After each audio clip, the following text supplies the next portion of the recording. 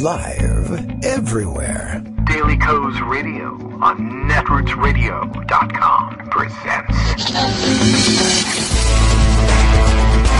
David Waldman. Kagro in the Morning Show.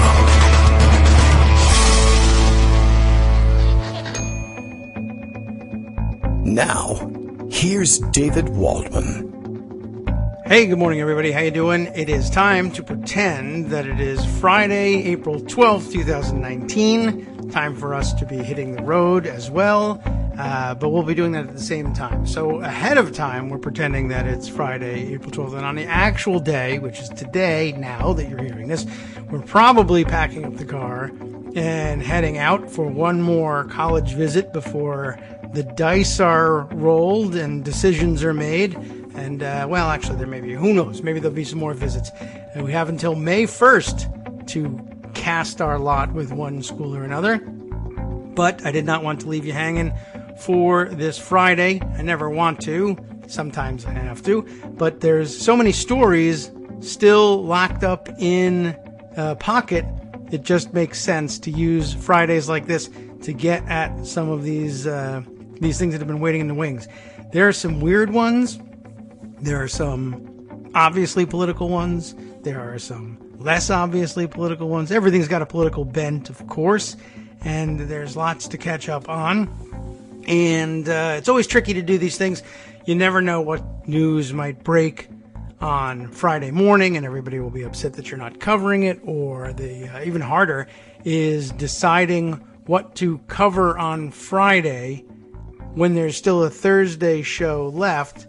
And you might find yourself wanting very badly to cover some of the stories that you used already for Friday, but you don't want to spoil the surprise. All right.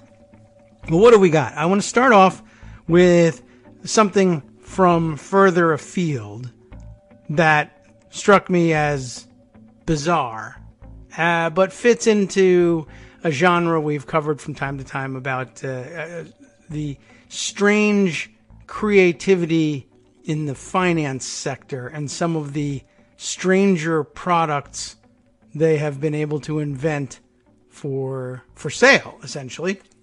And this one, I saw tweeted the other day, and it led me to this Bloomberg article, which just, I couldn't believe it. And I have not yet read through it. And so we'll share the surprise in taking a look here. This a Bloomberg Business Week story. Yeah, I don't know how they structured themselves these ways. Did they buy up the old Business Week magazine, or was it always Bloomberg? So now it says Bloomberg Business Week. The URL just says Bloomberg.com. Doesn't matter. Here's what the actual article says. Headline, a heavy sigh before I read this one. College grads, talking about college visits and college costs a lot these days. College grads sell stakes in themselves to Wall Street. Wow. Already beginning to imagine what horrors lie inside this article. It's an April 9th publication date. Claire Boston is the name of the writer. There's a little subheader here. Instead of taking out loans, big issue these days. Instead of taking out loans, students can agree to hand over part of their future earnings in return for investment. It makes sense on its face, just in terms of, once you get past how ludicrous the terms of student loans can be, it makes sense that they are they're structured in the way they are, high interest rates and all because of all the deferred payments, etc. But thinking more about how many people find themselves buried under enormous student debt, and that's an issue in our house right now, thinking about where to attend college. There's opportunities to attend prestigious private schools that cost an arm and a leg, almost literally, and will leave you with in the neighborhood of $250,000 to $300,000 worth of debt lying somewhere. Some of it with me, some of it with our son. Who knows how much? I don't even know how I would break down that split. How much would I load on him and say, you're just going to have to earn your way out of this? And how much would go on us? Figure it out, sit down and work it out, some reasonable split. But why should you have to, you ordinarily, you wouldn't want to opt for $250,000 worth of debt distributed in any way, shape, or form. Not, of course, when you live in Virginia and you have some options available to you for some very fine universities here in state where you can enjoy in-state tuition. It's still expensive, but it costs about what it used to cost back in my day to go to a prestigious private school. It's sad that even in-state tuition gets to that level. But in other words, if you're aiming at the very top of the food chain, I guess, in Virginia public universities, you'll still, even with in-state tuition, end up racking up, $100,000 or more in debt. I think you could probably rack up even more than that without too much difficulty. But so, you're facing this really draconian level of debt, but it's not 300,000, it's not 250,000, 100,000. On the other hand, you could of course do much better elsewhere. And but there's some serious questions about, well, what's the value of one of these prestigious institutions' diplomas in the end anyway? I mean, there's the going theory, and I've always been something of a believer in it, that, the quality of your education is roughly measured by the prestige of the institution in this way. Not that the quality of education is necessarily that much different for undergraduates, but that you can trade on the brand name of the institution to open doors. If you happen to be a Harvard, Yale type graduate and put that on your resume, people look at you in a different way, even though the quality of the education, it's top notch, no doubt. But for undergraduates in liberal arts majors, for the most part, the quality of the education being offered is not that far different. The quality of the condition in which it's received may be different, and that may be indicative of the competitiveness of getting into the colleges, the better students, having more choices available to them, whatever. Anyway, the point is you can make it through college debt-free if you are attending a less prestigious and therefore less expensive school, particularly if it's a state school. There's scholarships to win and various ways of keeping your debt down. But the fact that, we're contemplating these things brings these sorts of stories to mind. So on to the story here. College grads sell stakes in themselves to Wall Street. Why not? I mean, you are essentially selling a stake in yourself to a student loan, whoever's making your student loan, whether you're borrowing from Sallie Mae or elsewhere. Aren't you doing exactly that? So it wasn't even doesn't have to be all that creative to come up with this alternative vehicle. It's just bold, let's say. All right, let's take a look at this. To pay for college, Amy Wroblewski. I'm guessing at the pronunciation. Actually, I think I knew someone with this surname. W-R-O-B. Got it? W-R-O-B-L-E-W-S-K-I, which I recall being pronounced as Wroblewski. Although I may be wrong about that. But sorry, Amy. To pay for college, poor Amy here, sold a piece of her future. That sounds so dramatic. Let's take a look. Every month for 8.5 years, she must turn over a set percentage of her salary to investors. Again, I mean, it's just so thinly disguised. Isn't that what she would have done anyway if I go and take out a loan somewhere? Isn't it the case that every month for 8.5 years, I would have to turn over some percentage of my salary to to investors. It would be laundered through Sallie Mae or some other lending institution. But am I not just paying investors? I guess this takes the facade away and just offers an alternative vehicle. Maybe you can get better terms. Let's read on. Today, about a year after graduation, Wroblewski makes $50,000 a year. Congratulations. As a higher education recruiter in Winchester, Virginia. Hey, all right, right here in Virginia. You should have gone to school in state. Maybe she did. I don't know. So the cut comes to $279 a month, less than her car payment. Okay. If the 23-year-old becomes a star in her field, she could pay twice as much. You mean like if she's making more money? Or there's no penalty for becoming good at what you do, right? If the 23-year-old becomes a star in her field, she could pay twice as much. If she loses her job, she won't have to pay anything, and investors will be out of luck until she finds work, which is the same as it is with regular student loans. I'm becoming less and less interested in this angle. Wroblewski struck this unusual deal as an undergraduate at public Purdue University in West Lafayette, Indiana.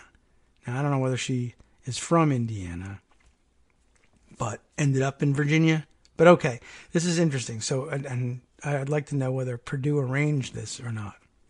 To fund part of the cost of her degree in strategy and organizational management, she sidestepped the common source of money, a student loan.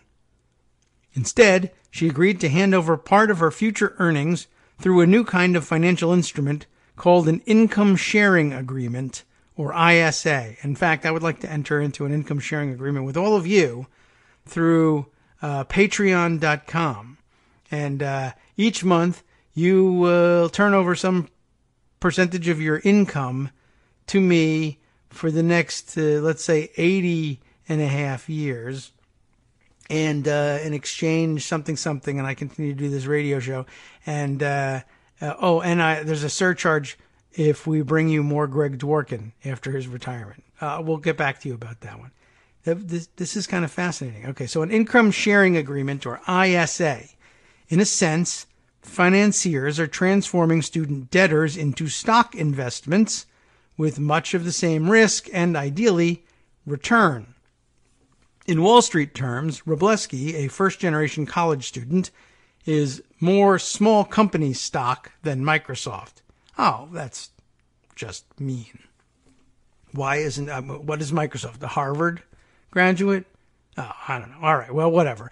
Or maybe it's a relative measure of the risk involved. I guess that's what they mean. Like, is she going to finish college? No one in her family has. She's the first one there. Maybe that means more risk. I don't know. Let's see. Her mother works as a waitress.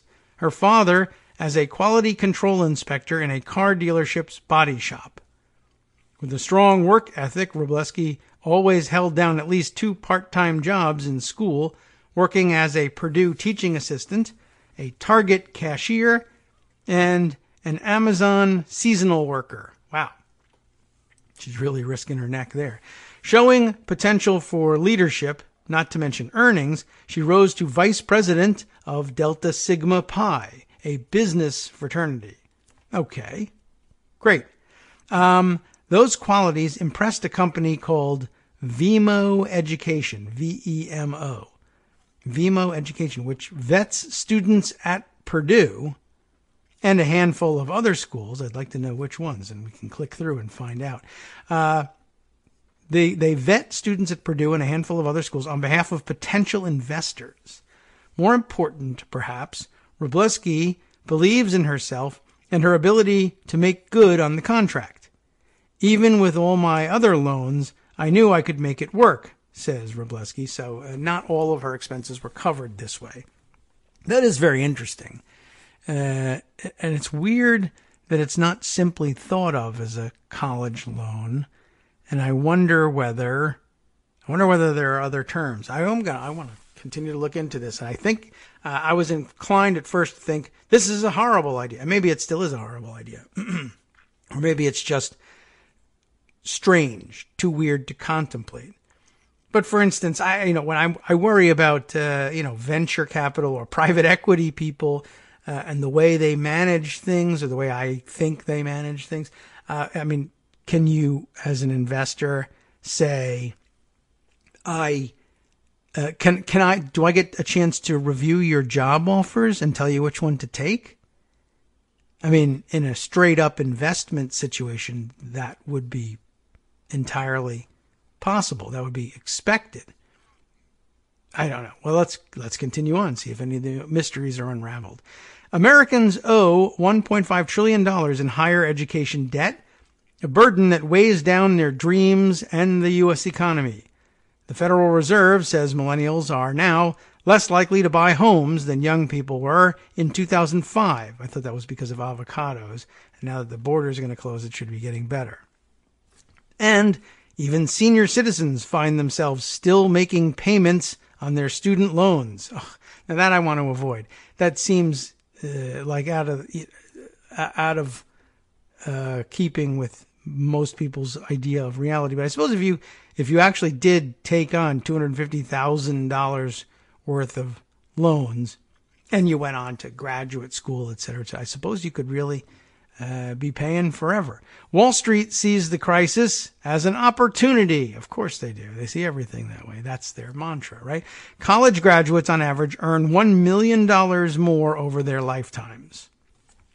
Investors could capture some of that wage premium for themselves.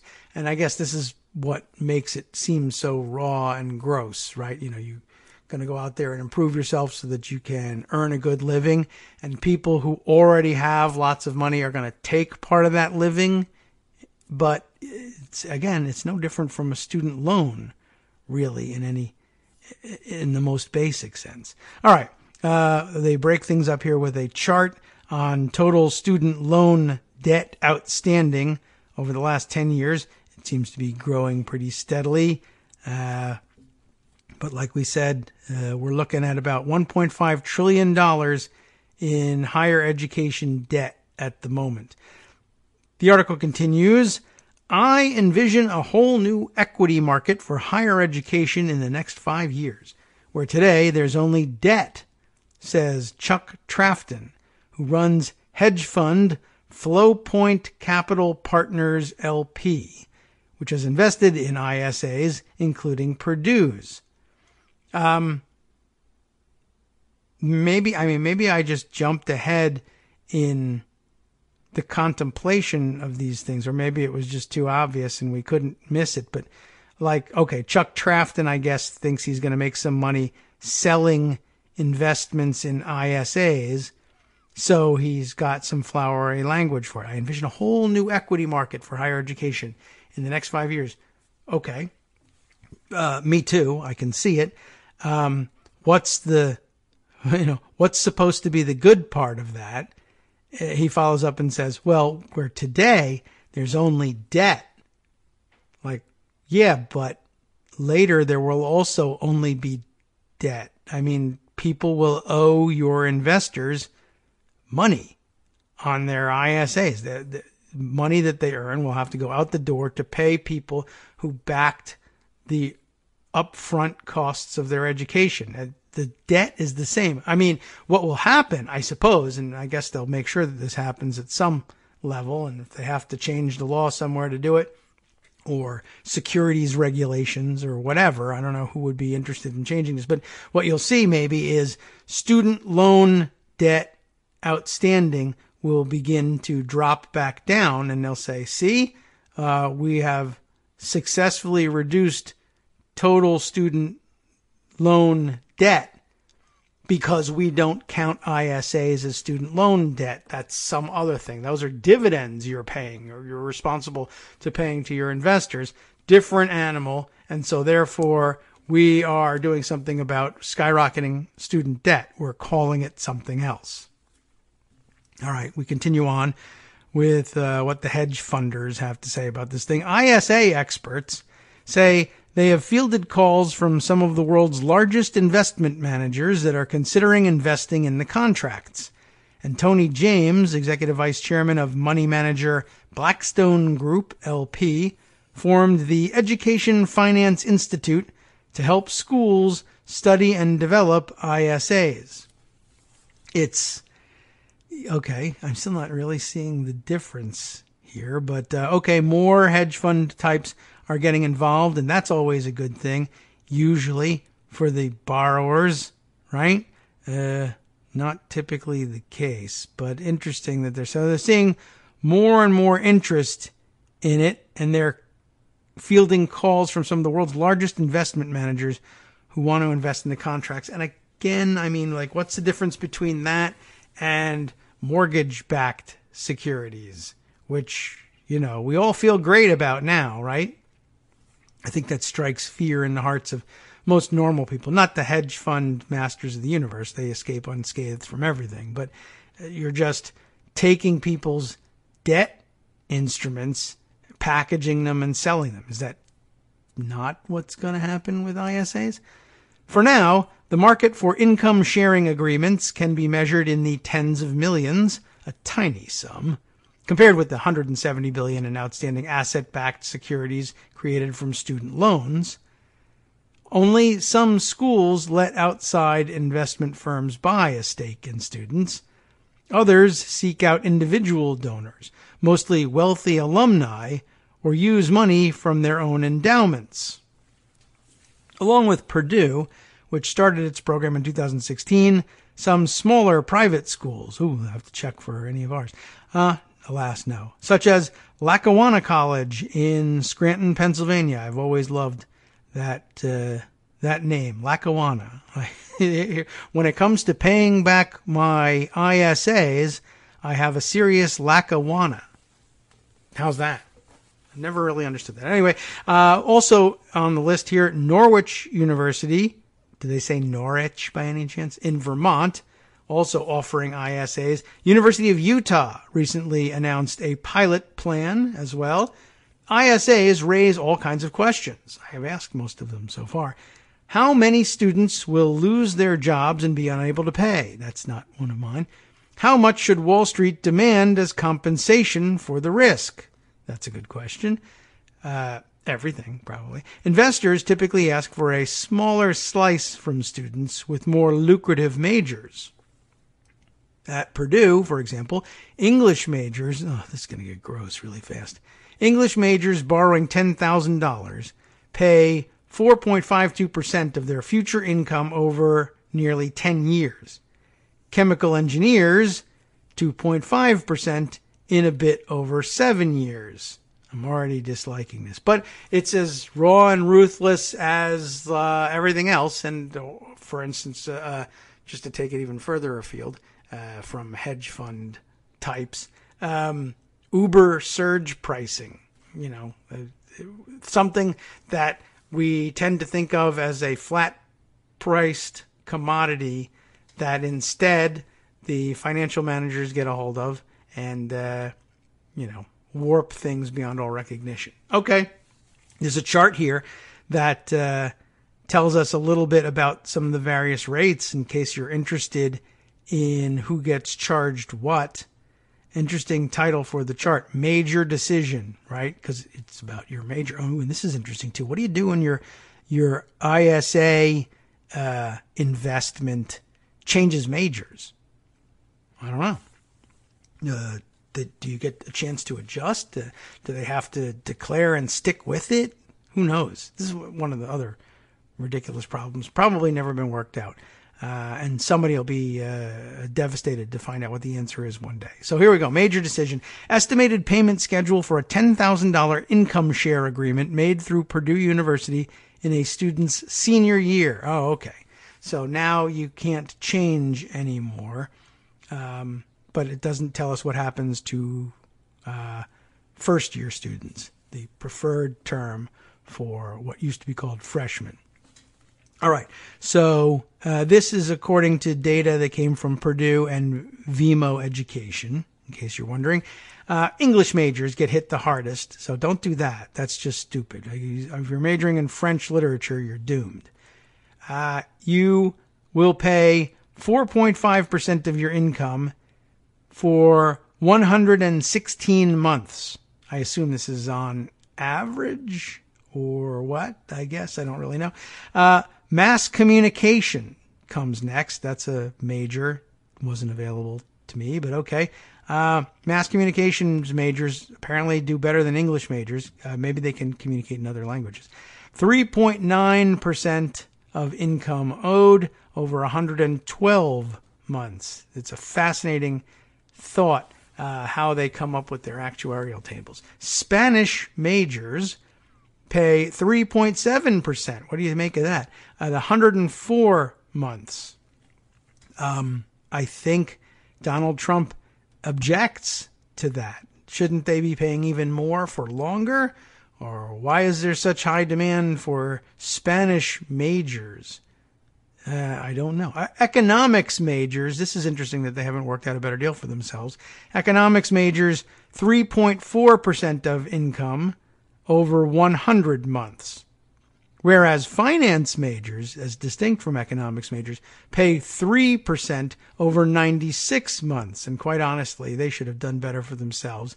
And if they can't cut a better deal at the table with VMO Education and Purdue University, you have to wonder about their future earning potentials in finance. Next up, mechanical engineering, 2.7% for 92 months. They got more confidence in their ability to make good money than the finance majors, which is really something. And then computer science at the top/bottom, I guess, actually, of this list. It's in reverse order, paying 2.6% over 88 months. And if they're good at their computer science, they can hack into VMO Education and steal all the money back. So maybe they ought to be charging the computer science kids a little more, just to cover the risk. We'll be right back with more after this. Hi everybody, it's me, David. Let's change things up from the old fundraising pitch for just a minute and talk instead about how you can be a part of our show. If you've got a smartphone or any other electronic recording device, why not sit down and record a segment for us? Read us an important article and give us your take. Or read one of your own original essays, or even just give us your commentary on something you'd like to share that's important to you. Then send the file to me at kagrox@gmail.com and I'll try and work it into the show. Short segments, a few minutes in length, are easiest to fit in. And of course, I can't always guarantee that I'll be able to play everything, but if you've ever shouted at your radio or TV about something you wish was being covered, here's your chance to change that. Make the show your own. Send your submissions to me at kagrox@gmail.com.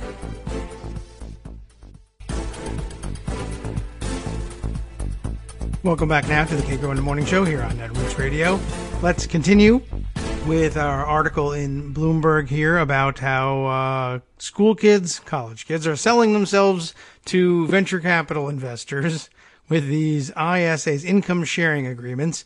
When we left off, we had just reviewed their chart of, or VMO Education's chart in cooperation with Purdue University of which students in which majors pay what percentages of their income over how many months.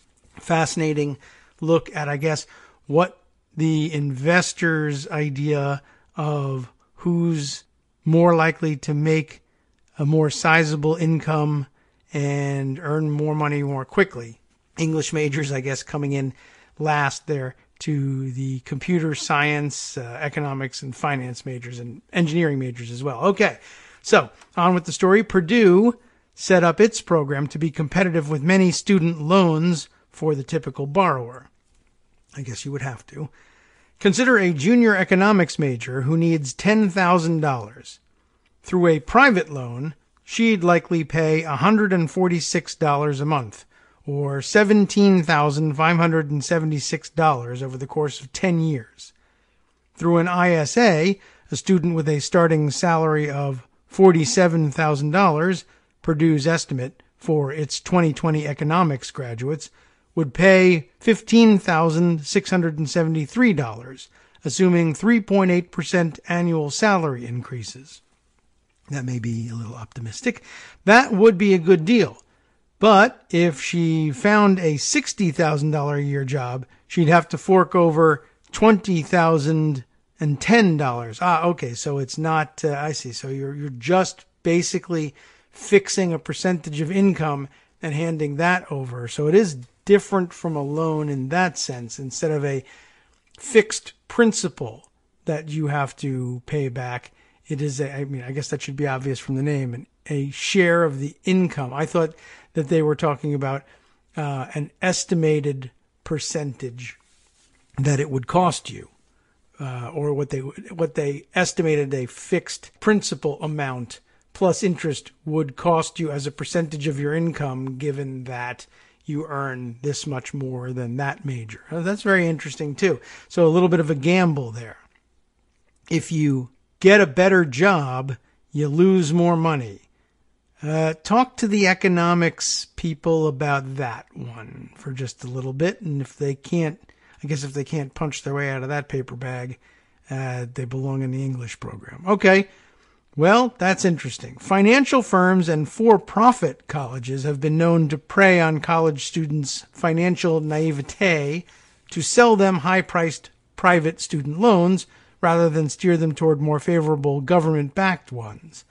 While schools offering ISAs say they will offer them only after government loans with the most favorable terms are exhausted, some students may end up, again, with regrets. There's a level of enthusiasm that's overstated. Enthusiasms. Use our enthusiasms button. There's a level of enthusiasm that's overstated, says Julie Margetta Morgan, a fellow who studies higher education at the Roosevelt Institute. We've heard of them. A think tank focused on reducing income inequality. It's pretty darn near impossible to say whether an ISA is better or worse for an individual. Morgan dislikes that ISAs require arbitration. Oh, that's interesting too, which means students give up their right to sue in court. The last big ISA experiment at Yale University in the 1970s ended up as a cautionary tale. I guess not cautionary enough because we are back with this. I figured, that's interesting that it happened in the 1970s. I figured this must have been attempted before at some point because it just doesn't feel quite that innovative. Let's see what they did. Yale pooled all borrowers, and they owed the school a percentage of their incomes for 35 years, or until everyone paid back what they owed. The idea was that graduates who ended up with high-paying jobs in finance would subsidize those who chose public service. Now, that is interesting. I guess that never happened. But many students defaulted, leaving the remaining borrowers on the hook longer than they'd anticipated. Other wealthier students exited the pools via large one-time buyout payments. The remaining students tended to be lower income. Some stopped paying altogether. Yale ultimately bailed out the borrowers, winding down the whole program in 2001. Juan Leon, who sells business jets for Dassault Aviation SA, graduated from Yale in 1974 with the degree in urban studies.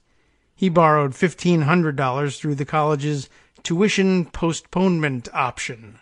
That's what they called it. A much more attractive title, I think, than income sharing agreement.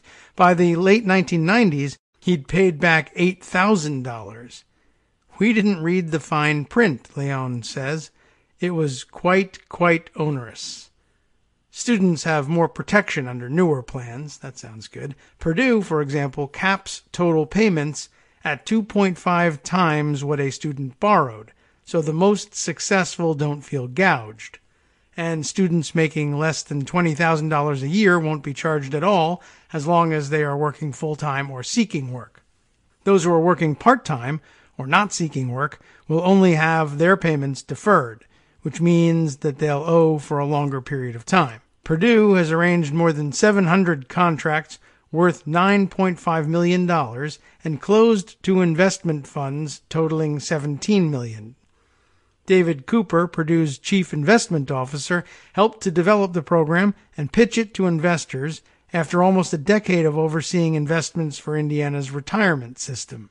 He says the funds are drawing more interest now that the oldest contracts have over 20 months of repayment data. We feel like we've got the pricing for the students at a pretty good spot, Cooper says. At the same time, it's a reasonable return for the investors.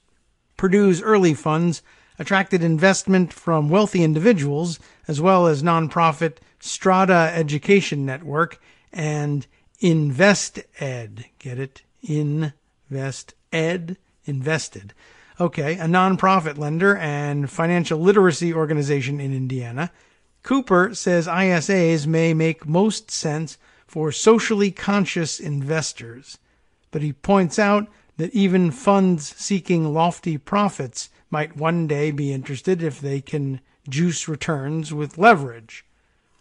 Charlotte Hebert, I'm going to guess that she's got a Cajun French pronunciation to the surname. She's 23 and graduated from Purdue in 2017, and she's got mixed feelings about the $27,000 she took out from an ISA to pay for her senior year costs.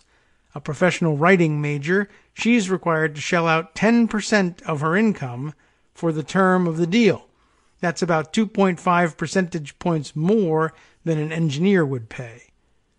The daughter of a teacher and a nurse, she makes about $38,000 a year as a technical writer for an engineering firm in Lafayette, Indiana.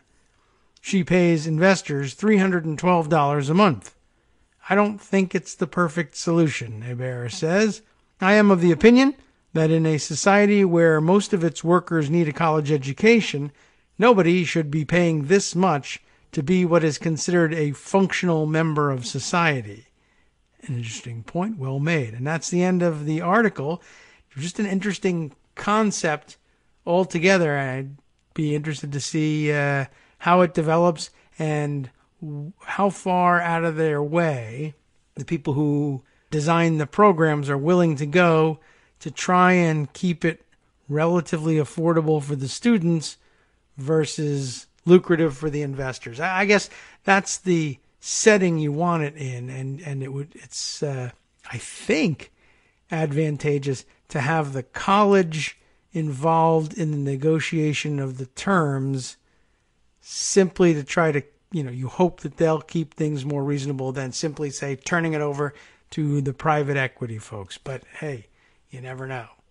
All right, well, I do have some housekeeping notes by way of follow-up on some stories we featured earlier in the week, and some stories, at least one story anyway, that I teased in yesterday's, or what will at this point be, I now know, yesterday's front page post announcing the morning show kickoff at 9 a.m. And I got a follow-up tweet on that one, just asking, what was it that you were hinting at? Yesterday's opening blurb, of course, wishing everybody a happy Thursday. I had mentioned that Republican trolling has reached critical mass. It only remains to be seen whether Democrats will recognize it. Cabinet members are threatening to walk out of routine budget and oversight hearings. Here I had in mind Steve Mnuchin's performance before Maxine Waters the other day, and we did mention that, I believe, with Greg during this week. The Attorney General, of course, playing coy games and resurrecting Trump's dumbest and easily disproven conspiracy theories. That, of course, reference to Bill Barr's insistence that spying did occur on the Trump campaign, which I maintain he will eventually backpedal from by saying, I didn't say that the spying had as its target the Trump campaign. I said there was spying on the Trump campaign. And I think I've said that there was spying on the Trump campaign too. Mike Flynn, he was on the Trump campaign. He's a spy. Carter Page was a spy. He was on the Trump campaign. And eventually he can wiggle out of it that way and just say, I was just talking about the fact that there were so many spies working on the Trump campaign, you see. But he'll never actually be forced to that point. So I doubt that we'll ever get that satisfaction. But there's always that escape hatch. It's good to have it there. I don't think these guys care, really, about whether there is an escape hatch. I don't look for cleverly worded lies from these guys. They just throw whatever they can at the wall and see if it sticks. But the last one I hinted at, and if you knew the story, you would know immediately what it was, and then what would be the point? I wouldn't be able to tell you the story. You already know it. But if you didn't know it, I fear there were not enough clues there to figure it out on your own. I had mentioned that the NRCC, the National Republican Congressional Committee, that's the Republican version of the DCCC, is pretending to be illiterate to own the libs. What were we talking about in that case? The answer has to do with their targeting of Georgia Congresswoman Lucy McBath, and I was not aware that they were after her in particular, although it doesn't surprise me in the least, being a woman of color, that is, she being a woman of color. I haven't tried that yet. It stands to reason that they would be furious that she would be empowered to be a member of Congress, so why not go after her? I didn't realize that this controversy of, or I guess this germ of a controversy even existed, and maybe it's because it doesn't, and they simply made it up out of thin air, but there's usually something somewhere. Apparently, Republicans got the idea at some point, based on what I do not know, that Lucy McBath, though she stood for election to what district? Georgia's, I don't know. What is her district down in? It's not easily recognizable here in the article, so I guess we'll look it up. But at any rate, one of the several lovely, lovely congressional districts in Georgia. Let's see. We'll look up her Wikipedia here. McBath.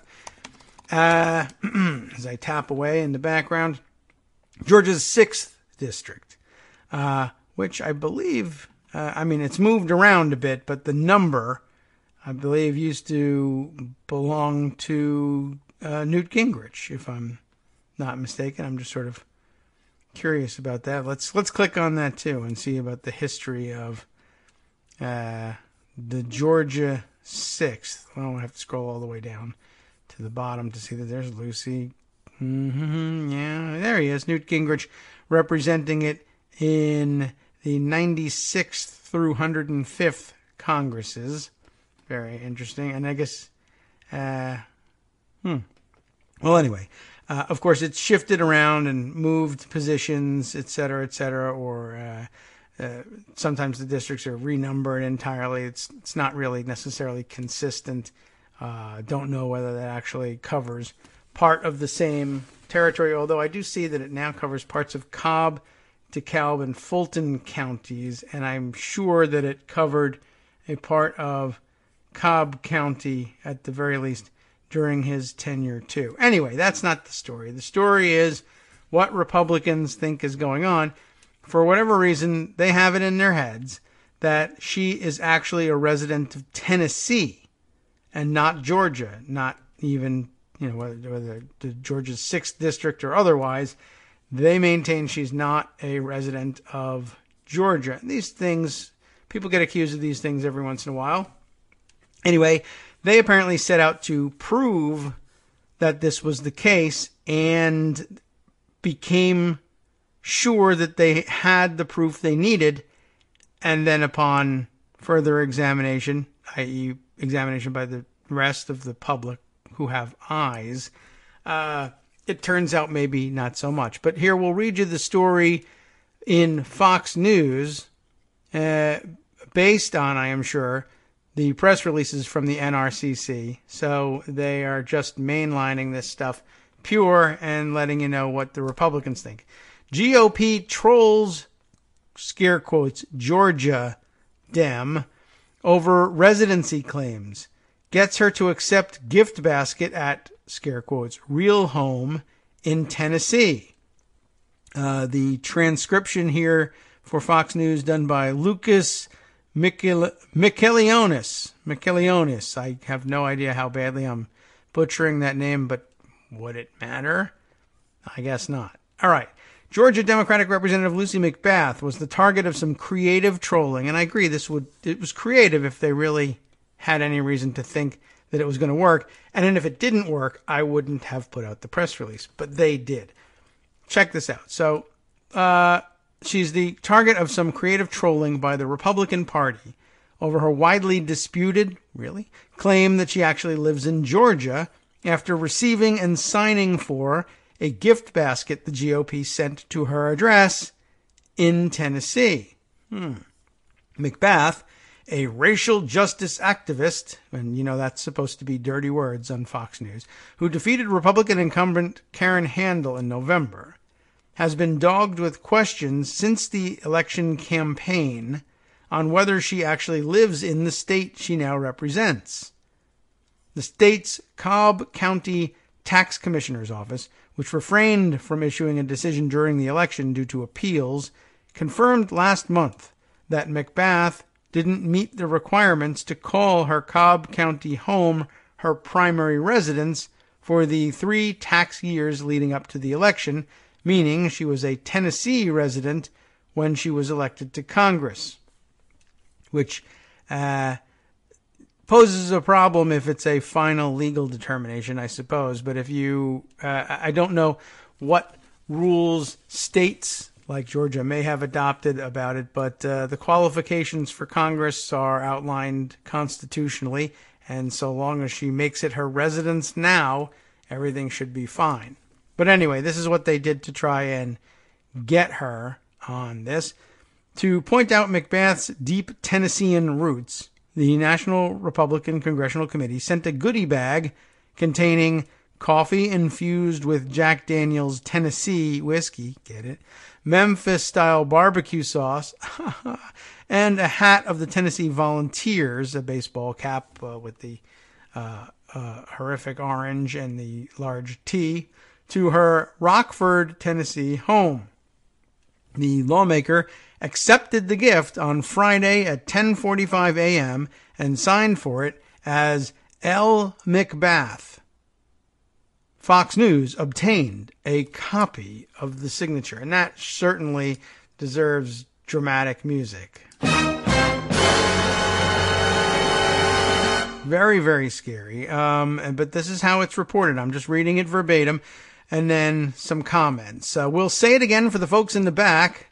Lucy McBath is a resident of Tennessee, not Georgia. Instead of going to Georgia to meet and help her constituents, Lucy McBath jetted out of D.C., as she would have, regardless of where she lived, to her real home in Tennessee, NRCC spokeswoman Camille Gallo said. I don't know whether she goes with Gallo. That would be, of course, that would single her out as being of Hispanic origin. So she may say Gallo, and she may very well be of the Ernest and Giulio Gallo persuasion there, and perhaps Italian, but I don't really know. Anyway, so I thought it would be fun to call her Gallo and see what happens. She won't know. McBath's office did not respond, at this time anyway, to Fox News' repeated requests for comment. She has responded since, by the way, but the Congresswoman disputed previous reports that she's not a resident of Georgia, insisting that she only briefly lived in Tennessee or that she recently moved to Georgia, both of which would be fine, legally speaking. Cobb County permits some residents to decrease their property tax liability through a homestead exemption to residents, an exemption McBath's husband used since 2000. Yet, according to documents reviewed by allongeorgia.com, that very, very widely known and reputable website, I have no idea what they're about, her husband has been ordered to pay back taxes for the last 3 years as the exemption was revoked for having vehicle registrations, voter registrations, and driver's license applications in other states. I can't comment on exactly what's going on there, but I can say this. The photo embedded in the story here, by way of providing evidence that L. McBath signed for and received the package from FedEx at 10:45 on April 5th, has a problem. And the problem is that the signature block pretty clearly reads M. McBath and not L. McBath. Now, the package was sent to L. McBath, and I have no doubt that the little computer that the FedEx guys carry with them, so long as a signature is given for the package, will happily file it as having been signed for by the addressee, L. McBath. But the signature is pretty clearly M. Macbeth. Now, it's a signature, so there's always some room for differences of opinion. But I will include, of course, a link to the article. I encourage you to examine it for yourself. So the printout does say signed for by L. Macbeth. But again, the script here, the last name, Macbeth, begins with a script capital M. Immediately preceding that script capital M is a virtually identical script letter. In other words, an M. Now, without the little squiggle at the end, I could see where you might also be led to believe that it was a script L. It has just the same sort of looping design as an L might. But then there is this inexplicable additional hump on the end of the letter. No one I know has ever added an additional... There's no hump on the end of the tail of an L. There just isn't. In addition to which, it looks just like the M that's right next to it. You couldn't ask for a more obvious visual cue that this thing doesn't say L. It might be harder to tell if there were more letters in between. If I don't know who M.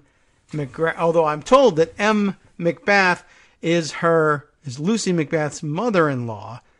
That information comes by way of finding out that they actually mailed the package to Macbeth's mother-in-law's address. I don't know whether they ever lived in the same house or lived successively in the same house. But the point is, one, that is the current address of her mother-in-law, and two, that her mother-in-law's first name apparently begins with M. I don't know whether they were just overexcited to get a signature, and the printout of who signed for it, the computer printout, says L. Macbeth, regardless of what the script says.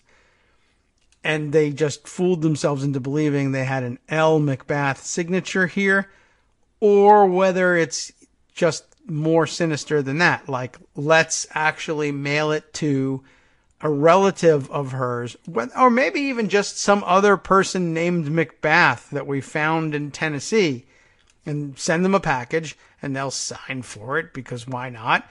And then they'll get it, and we don't care what happens to the stuff inside. It's not documents or cash or anything. It's a bottle of barbecue sauce and a hat and a can of coffee. So who cares? It doesn't cost us anything. But imagine that. Imagine if it was really that trolly, just sending it to a random person who happens to be... Look in the phone book.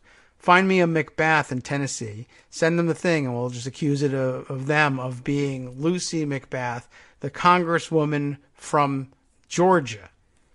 I don't know. But my guess is that they really thought they got her, and that she once lived, at least, I assume, in the same town of Rockford, Tennessee, so that they could make it work. But I really don't understand how they got this picture and looked at it and said, yup, proof, except to say these guys will just do anything and the truth couldn't matter to them less. I have no idea about the roots of the story about Macbeth and whether she ever lived in Tennessee or not. I'm just astonished. I'm looking at the physical evidence they've produced, and I say, you've got to be effing kidding me. You are out of your gourd if you think that says L. Macbeth. But then I realized they work for the NRCC, and so they are. They're out of their gourds. I just thought that was a fun story, though, frankly, a little disgusting too. Wanted to bring you up to date on that one because I had dangled it out there in front of you in the Morning Post and didn't follow up. But now you know. So as long as I'm doing updates, I do have one more for you that I think I can fit in before our next break. A couple of days ago, I shared with you the tweet, since deleted, by Christina Wilkie, who had reported that as part of the DHS purge, and in particular the Secret Service purge, she had the little tidbit that she said, 2 weeks ago, Trump's longtime friend Ron Kessler, author of several White House security books, wrote in his newest book that the United States Secret Service Director Tex Alice, should be replaced because Alice had questioned spending on Ivanka Trump's security detail. That was the tweet that she sent out, and it was later deleted. And I did, I think, uncover why it was deleted, and I don't think it has since been reissued. I don't think there was anything particularly wrong factually with it, but as it turns out, the article that she had relied on did in fact say that Alice had been the Secret Service director behind an idea about reducing costs at the Secret Service by withdrawing protection for certain Trump family members. But the article was, one, from the Daily Mail, which is suspect all by itself, but two, was about a year old. It is, in fact, dated March 27th, 2018, which means that it wasn't 2 weeks ago, it was a year and 2 weeks ago. And so I think she withdrew the tweet on that basis, though, in fact, just by way of laying down the factual basis here, it is true that Kessler's book did detail a plan by Tex Alice to reduce the costs of the Secret Service by reducing protection for Ivanka Trump, among others. It's just that it wasn't quite as recent as all that. So, just thought I would bring that information to you. And, well, it's good by way of follow-up. And always good to figure out what happened to those tweets that were deleted along the way. Well, that's the ephemeral nature of Twitter. Anyway, as I said, we'll be taking our short break right now. Back in just a minute with the rest of the things we need to catch up on, updates, and other esoterica that we can fit into the second hour of our show. Be right back.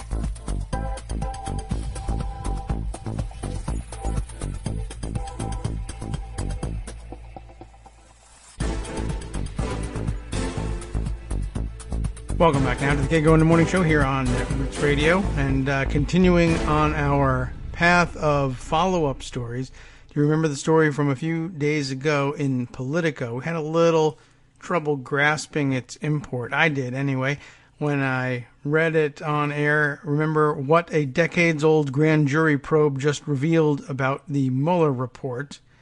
The discussion about the recent federal appeals court decision in the D.C. circuit on McKeever versus Barr, which was actually about a scholar's denied request for material from a 1957 grand jury, etc., and that the observers were saying that it could have some impact on whether or not Congress was able to leverage out the unredacted Mueller report complete with its grand jury materials. And there was there continues to be some disagreement, of course, between conservatives and their approach to what the law is or ought to be or ought to say, and what liberals say.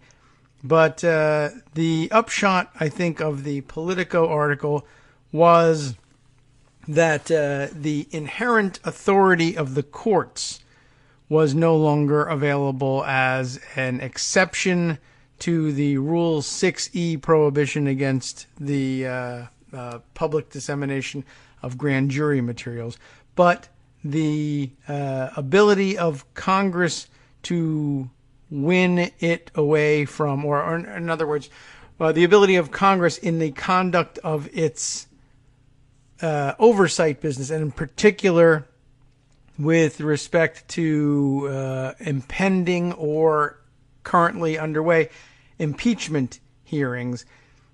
Grand jury material could be released to them for those purposes so long as the court was satisfied that either an impeachment inquiry was underway or a little bit grayer area satisfied that an impeachment proceeding was pending. It was coming soon.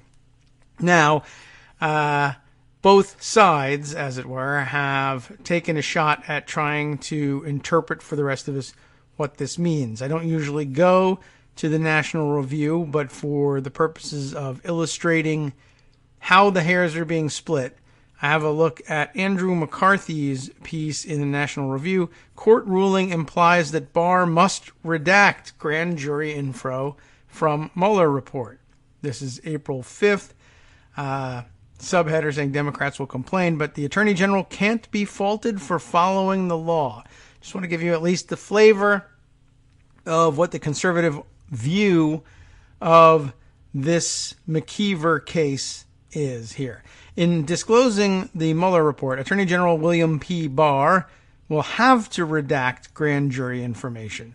That is the upshot of the ruling today, a few days ago, by a divided panel of the U.S. Court of Appeals for the D.C. Circuit. I flagged this case, now called McKeever versus Barr, because Barr is the Attorney General. It used to be McKeever versus Sessions, you see.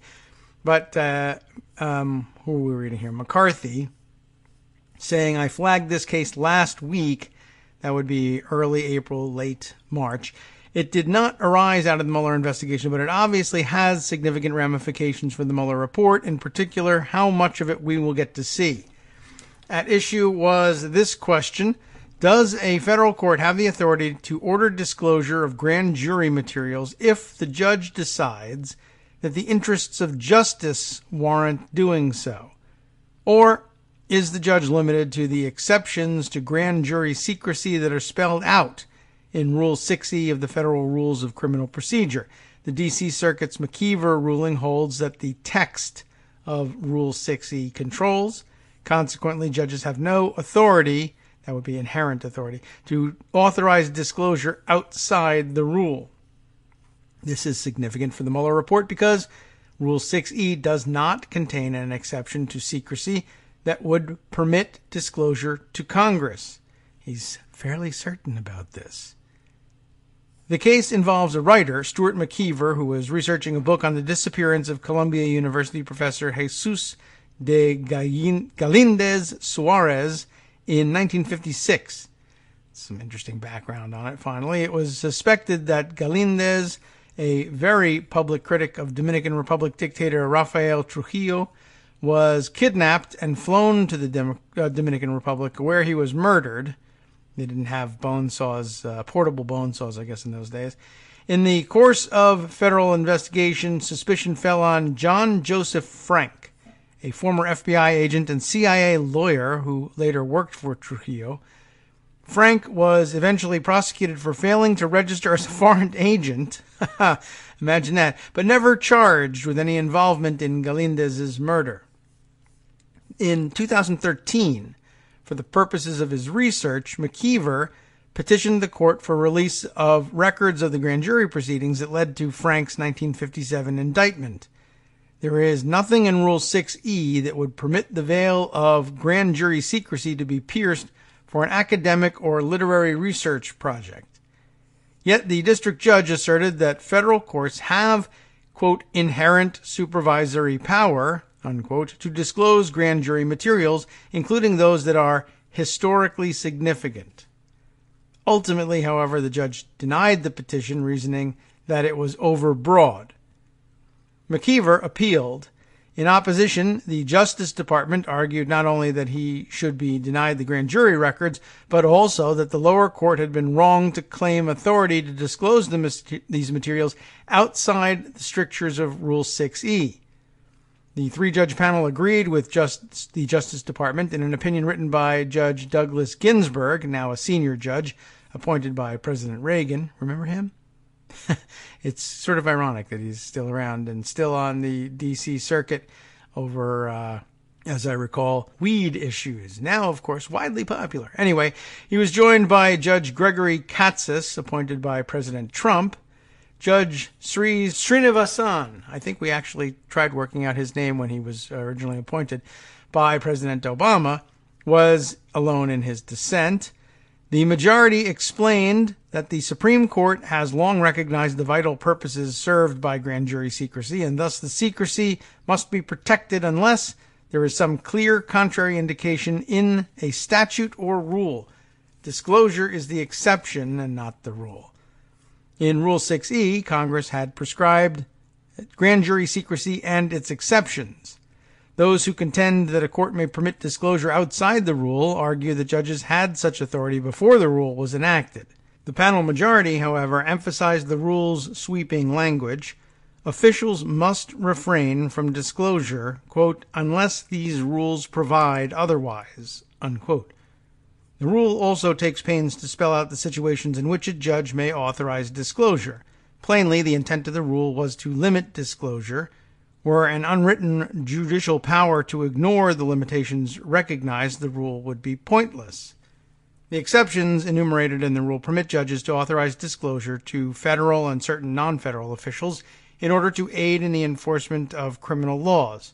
Clearly, it would be easy to conjure other worthy exceptions. Nevertheless, the panel majority observed the Supreme Court has stressed that not every beneficial purpose or even every valid governmental purpose is an appropriate reason for breaching grand jury secrecy. The panel rejected the claim that the D.C. Circuit's decision in a Watergate-era case, Halderman v. Sirica in 1974, permits disclosure outside the rule. This is salient for purposes of the Mueller report because Haldeman involved an order by the district court, here Judge John Sirica, permitting transmission of a sealed grand jury report to the House Judiciary Committee, which was then considering possible grounds to impeach President Nixon. In his dissent, Judge Srinivasan maintained that Haldeman should control. Judges Ginsburg and Katsas disagreed, relating that the lower and appellate courts in Haldeman failed to conduct any meaningful analysis of Rule 6E's terms.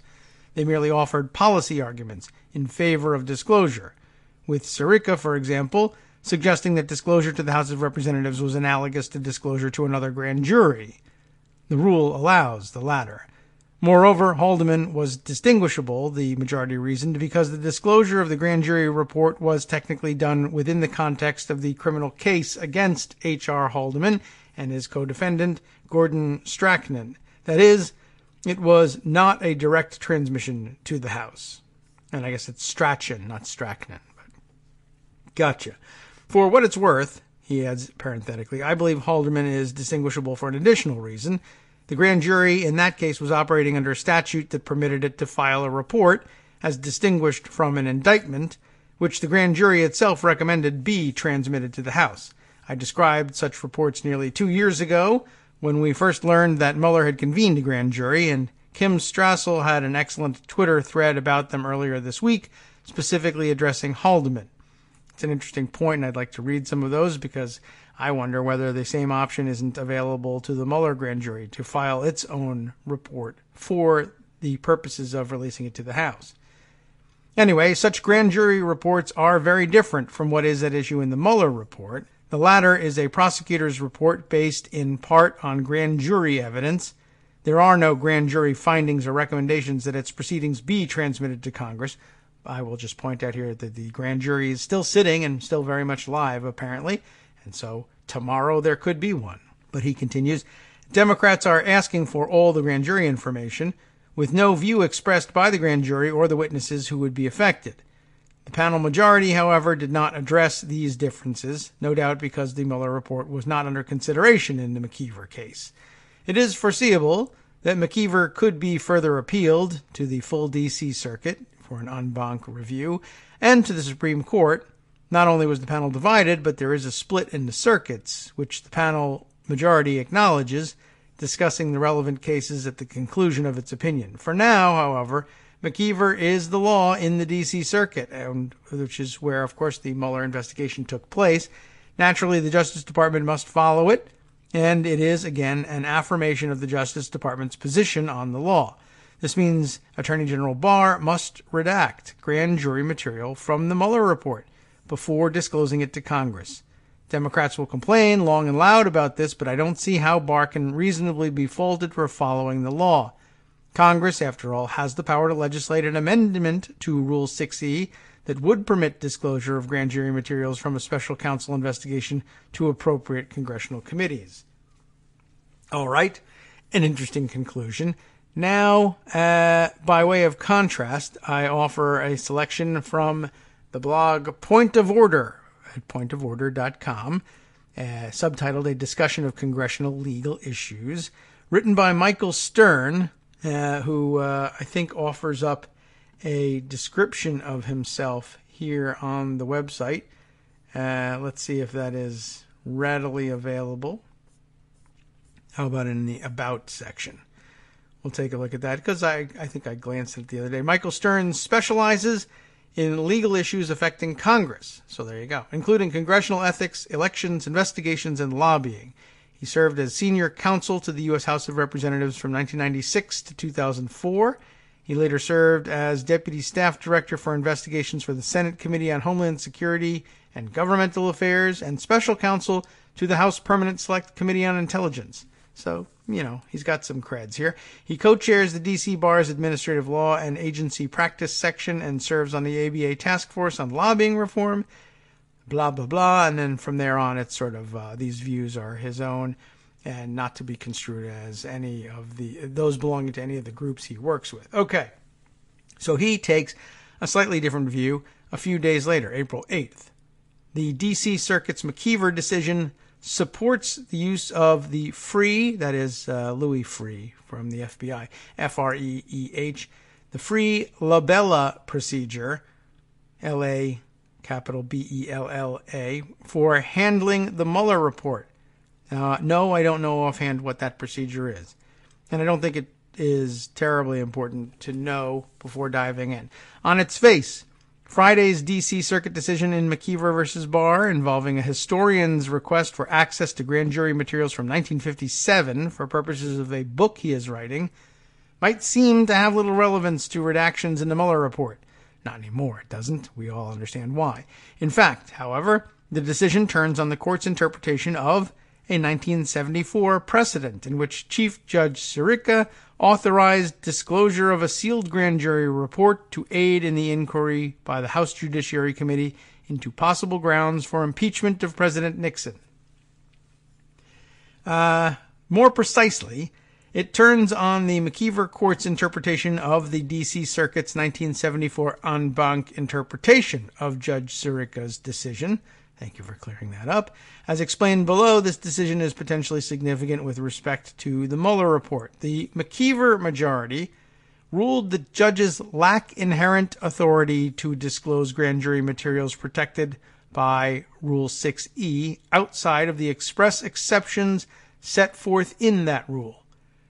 Acknowledging the court's decision in Haldeman was ambiguous on this point, McKeever construed Haldeman as approving Judge Sirica's disclosure on the grounds that a House impeachment inquiry is a judicial proceeding for the purposes of Rule 6E, specifically Rule 6E3E1, in case you want to get picky about it, which is one of the explicit exceptions to grand jury secrecy set forth in the rule.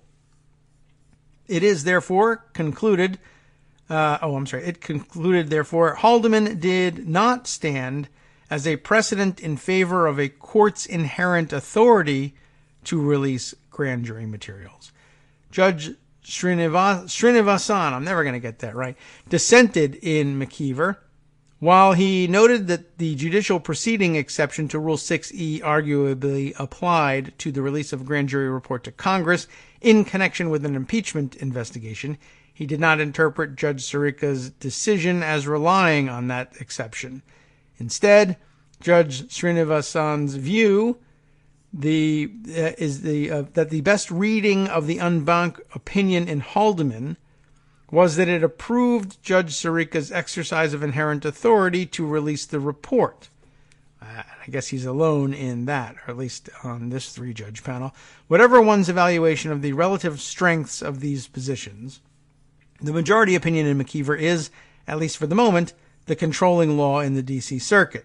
Thus, Congress cannot now ask the district court to release grand jury material in the Mueller report based on the court's inherent authority.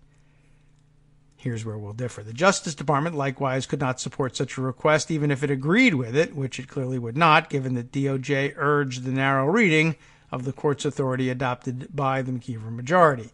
This does not mean, however, that Congress has no options for obtaining access to grand jury material in the Mueller report. It merely means that any disclosure to Congress must be pursuant to one of the express exceptions to grand jury secrecy listed in Rule 6E. McCarthy, in his article, thought the case closed at this point, and we find out that Stern sees an opening. There are 3 potentially applicable exceptions.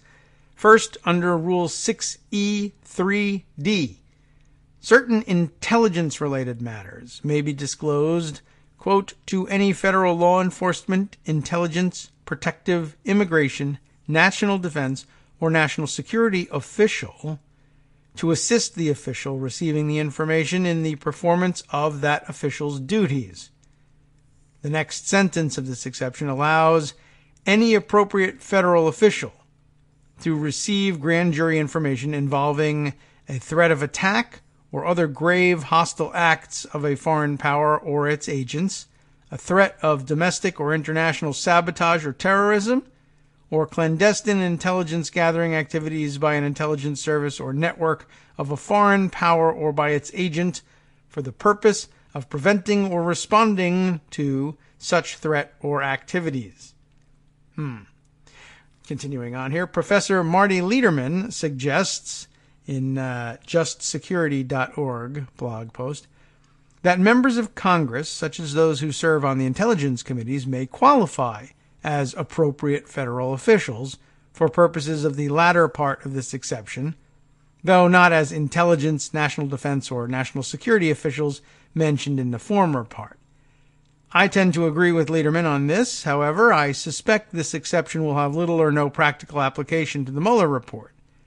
If the special counsel were aware of information of the type discussed in the second sentence of Rule 6E3D, he would have presumably disclosed it to Congress long ago.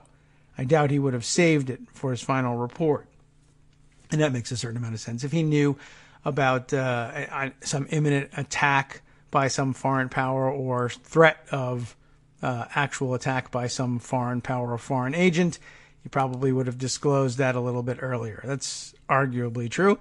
The second exception I mention only for purposes of completeness, and boy do we love completeness. Rule 6E3C provides an attorney for the government may disclose any grand jury matter to another federal grand jury. As Judge Srinivasan points out in his McKeever dissent, this provision was added after Judge Sirica's 1974 opinion, which at one point described the House Judiciary Committee as a body that in this setting acts simply as another grand jury. There might, therefore, be a colorable argument that the Justice Department could rely on this exception to provide grand jury information to the House Judiciary Committee, at least if the committee is conducting a formal impeachment inquiry. I think it's safe to say, however, there is little chance DOJ will embrace this interpretation, and even less that it would rely on such an interpretation to provide grand jury material in the Mueller report to Congress. They're just looking for any way not to do it. This leaves the third relevant exception, which is far more promising in the current context than the other two.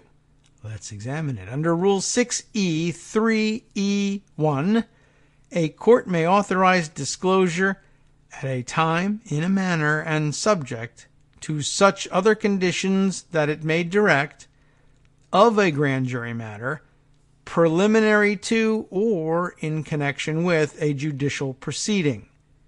It's kind of dense, but we'll continue on here. I get it. Do you? I'll explain it if not. While some may question whether an impeachment proceeding qualifies as a judicial proceeding, indeed, Chief Judge Howell did exactly that in footnote 4 of this linked 2018 opinion, a different case. McKeever settles that question, again, for the time being, in the affirmative. So in other words, yes, an impeachment proceeding qualifies as a judicial proceeding. Thus, there is no doubt that a court, specifically Chief Judge Howell, may authorize disclosure to Congress, specifically the House Judiciary Committee, of grand jury material in the Mueller report, so long as it is preliminary to or in connection with an impeachment hearing. So we're back around to where Politico started. And where NYC Southpaw argued in Yahoo News the week prior to the McKeever decision. The question then becomes, whether a disclosure of the Mueller report under the current circumstances would have the prescribed relationship to an impeachment proceeding. In particular, there is some formal action that needs to take place before the court's authority to trigger disclosure under the judicial proceeding exception is triggered. Or I guess that's supposed to be a question. Is there? In other words, do they have to actually pass a resolution saying, yep, we're going to have an impeachment inquiry, or what? Examples of such triggers include 1. The introduction of an impeachment resolution in the House and its referral to the Judiciary Committee. That might do the trick. 2. The committee's opening of an impeachment inquiry on its own authority. That would certainly work, I would think. And 3. The House's adoption of a resolution directing the Judiciary Committee to open an impeachment inquiry. That might do it too. Now, his review of it, presumably number 3 would suffice because that is what happened in 1974 when Judge Sirica ordered the disclosure of the grand jury report. However, in the current Congress, although a resolution directing the Judiciary Committee to inquire whether the House should impeach President Trump has been introduced, that is H-Res 257, I believe that's Brad Sherman's resolution, and that has been referred to the Rules Committee, it has not been adopted. Thus, Condition 3 does not currently obtain. Neither does Condition 2. Oh, I'm sorry, that's a different one. H-Res 257 is one I didn't look up. H-Res 13 is Brad Sherman's. That comes up later. Hang on a second. Let me just do the typing in the background and Google thing here. H-Res, what was it, 257? Did I have that correct? That is, that's Rashida Tlaib's bill. I knew that there would be one somewhere because she wants to impeach the MF. And that is a resolution inquiring whether the House of Representatives should impeach Donald John Trump, President of the United States of America. And that's been referred to the House Committee on Rules, not the Judiciary Committee. But, as I said, there's another one looming out there, which, where did we leave off in this? Oh, I think I have to scroll down. I popped up to the top when I jumped out again. All right, let's see. Presumably number 3. Yes, there we are. The House's adoption of a resolution directing the Judiciary Committee to open an impeachment inquiry would probably work, right? Because that's what happened in 1974. Now, although a resolution directing the Judiciary Committee to inquire whether the House should impeach the president has been introduced, that's H-Res 257, referred to the Rules Committee, that's not been adopted, so that doesn't help us very much. Thus, Condition 3 does not currently obtain, that is, the House's adoption of a resolution directing the Judiciary Committee to open an inquiry. Nor does Condition 2, as the Judiciary Committee has not commenced an impeachment inquiry on its own volition or otherwise. Condition 1, however, is satisfied. How about that? It is satisfied because a resolution impeaching the president directly, H-Res 13, and I think that's Brad Sherman, has been introduced and referred to the Judiciary Committee. Whoops, I guess we have that after all. There is a strong argument, however, that the judicial proceeding exception does not require a specific trigger at all, so long as the court is satisfied that the disclosure is for use in an actual or potential impeachment proceeding. After all, the rule explicitly refers to a disclosure preliminary to a proceeding, which means that the proceeding need not yet have been instituted. And by the way, for that authority, for that interpretation, he includes a citation to U.S. v. Baggot, B-A-G-G-O-T, 463 U.S. 476, a 1983 case confirming this reading of the idea that something preliminary to a proceeding would be sufficient. Furthermore, the rule gives the court ample tools to control the method and conditions of disclosure, thus allowing it to ensure that the material will actually be used for the purposes contemplated by the rule.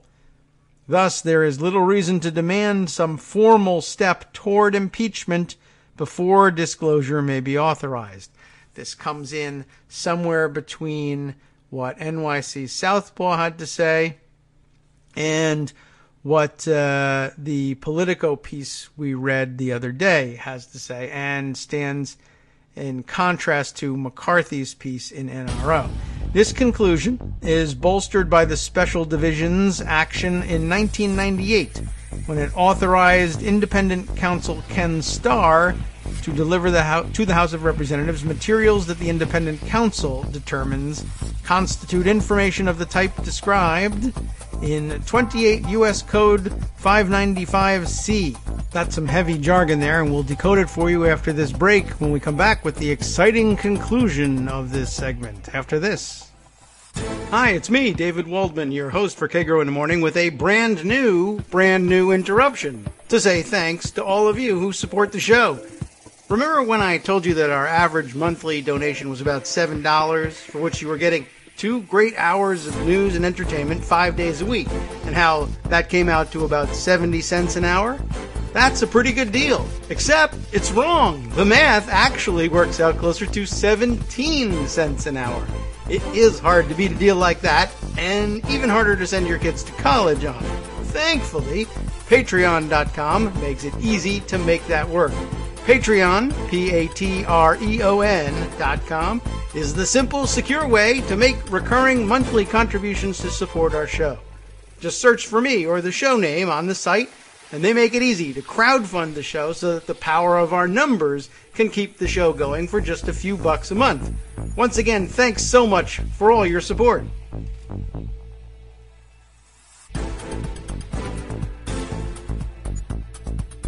Welcome back now to the Kagro in the Morning show here on Netroots Radio. When we left off, we had noted that we had jumped or dived into some of the jargon, and we'll try and clear some of that stuff up.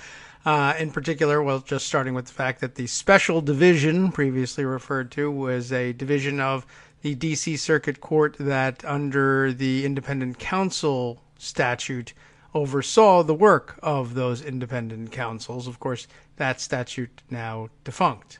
Section 595C, that they just referred to, was a provision of the now defunct Independent Counsel statute, which provided an independent counsel shall advise the House of Representatives of any substantial and credible information that may constitute grounds for an impeachment. It was right in the law there.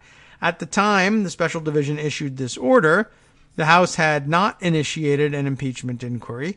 Nonetheless, the panel provided that its authorization constitutes an order for the purposes of Federal Rule of Criminal Procedure 6E3C1, permitting disclosure of all grand jury material that the independent counsel deems necessary to comply with the requirements of Section 595C.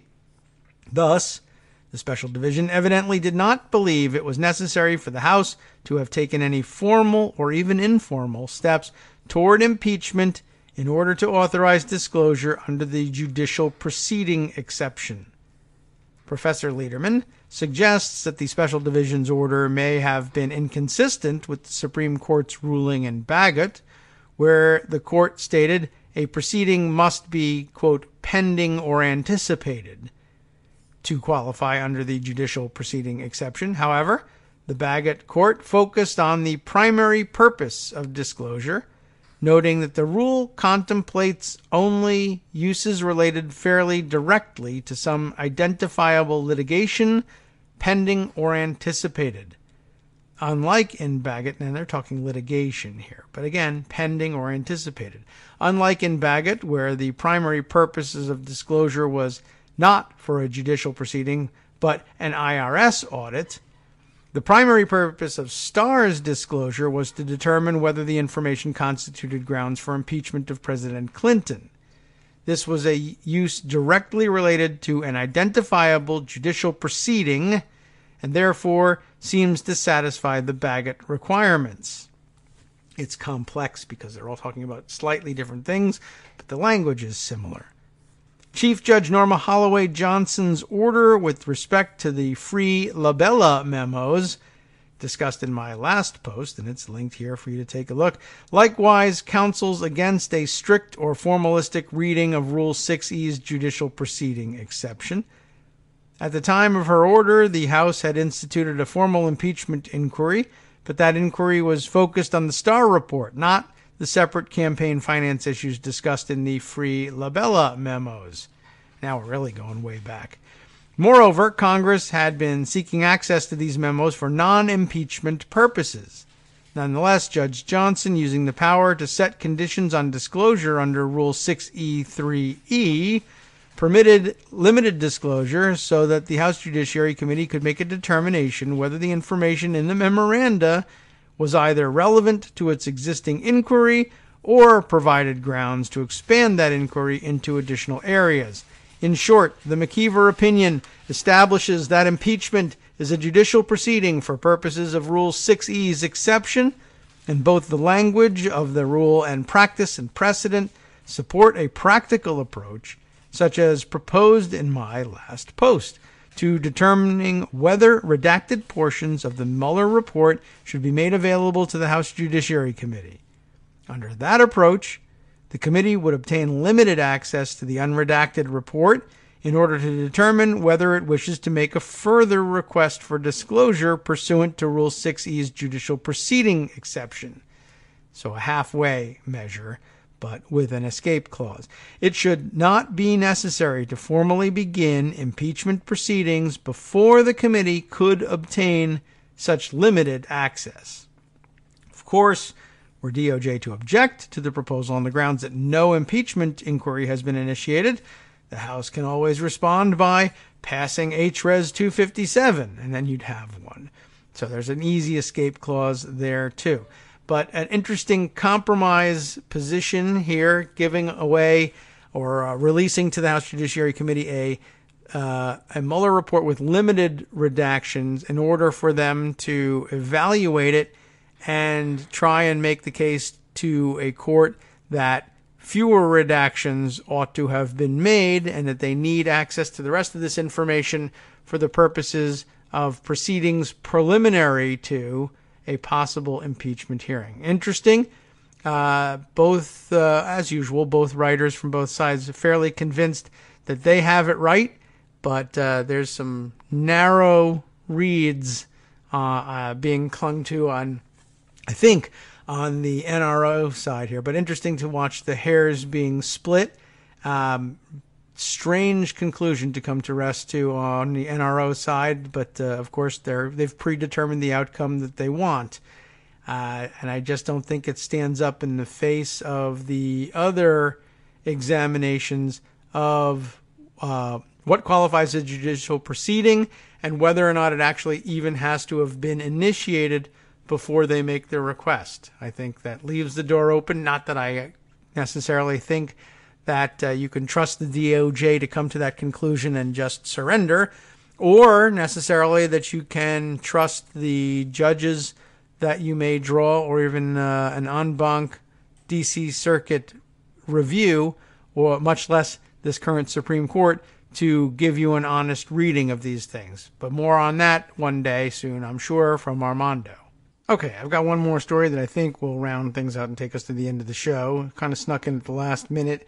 I have a piece from Judd Legum's Popular Information newsletter, which the subject is, it's interesting, it's timely. I have a feeling it's going to return to the fore. It never really went away, and something we're all aware of, but I think a good reminder and a good look ahead at what might still be to come in the way of Facebook manipulation by the Trump campaign, the next Trump campaign. They're still at it, of course, and with Brad Parscale as their campaign manager for 2020, it looks like we're going to have a lot more of it, just the same as 2016, and I don't know, maybe worse. Let me read you what he's got to say. Some surprising specifics. I think you probably imagined all this was going on, but seeing it set out this way is pretty interesting. Inside Trump's manipulative new Facebook strategy. It's an April 11th item, so pretty fresh here. Facebook, of course, we all know, got some bad publicity after the 2016 election when people realized that Russians and other bad actors used its ad platform to mislead voters. One reason this activity went undetected is that buying political ads on Facebook was completely opaque. No one could see the ads except for the specific people who were targeted. You remember we discussed this as dark ads were facilitated this way. In May of 2018, Facebook took a small step to provide some transparency. It created a database of all political ads on its platform. Facebook also now requires disclosure of who is paying for ads. As a result, for the first time ever, we can now see what the Trump campaign is doing on Facebook. This isn't a small thing. The man responsible for their 2016 Facebook strategy, Brad Parscale, is the new campaign manager.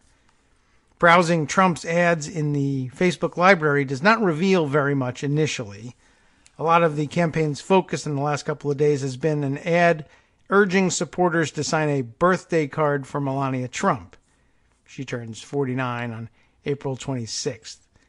The Trump campaign doesn't just produce a single Melania birthday ad and move on. I counted 217 variations of the ad before I got bored. The ads are displayed in the Facebook library in rows of 3, so you need to scroll through page after page in order to get to anything else. But once you do get past the Melania ads, things get interesting. The Trump campaign has been deploying highly deceptive and manipulative ads on Facebook to target key demographics for the 2020 campaign. Now, before I even get on to that, I guess I'm curious about the 217 plus versions of the Melania birthday ad. I assume those too were supposed to be for different demographics. They can't simply just say, sign the birthday card for Melania. Everything has to be manipulated in some way.